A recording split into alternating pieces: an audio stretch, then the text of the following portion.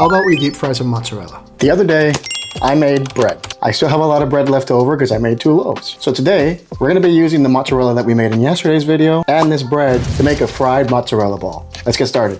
First, we take our bread with a nice bread knife. We're gonna slice it, doesn't matter how, we just wanna make it smaller. By the way, this bread was in the freezer. That's why it looks kind of tough. All right, I've got my bread all cut up. We're gonna place it in our blender. Now you're gonna add your preferred seasonings and however much you want. I'm going with a little bit of ground oregano molido, a little onion powder, cebolla en polvo, tiny bit of parsley, perejil, garlic powder, ajo en polvo. Lid goes on, and then we blend. I'm gonna go ahead and just shake it up. Blend again.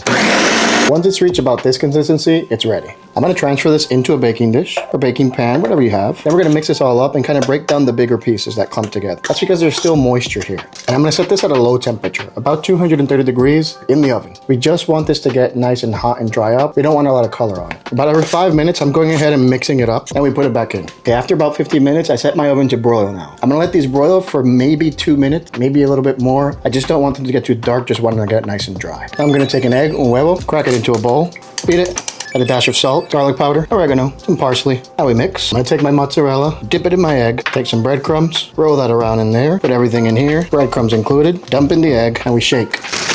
If you feel like it needs more breadcrumbs, add them. We're gonna shape this up real well. Wanna make sure that there is no cheese showing. If you need to add more breadcrumbs, just go ahead and do so. It's a bit of a mess, but this is how it should look in the end. My oil is at about 300 degrees, so I'm gonna drop it in, coat it immediately, kind of like basting it, and we're gonna let it fry here for a while.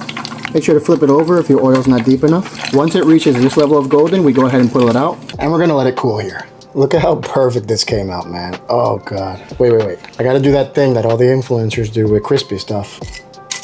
Now here's the important part. Would be the cheese pull.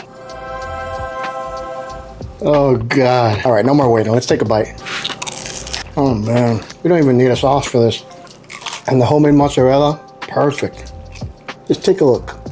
Now, of course, you can make this with store-bought mozzarella just the same. Don't forget to save your leftover breadcrumbs for whatever you want. That's going to be it for today. Buen provecho y nos vemos mañana.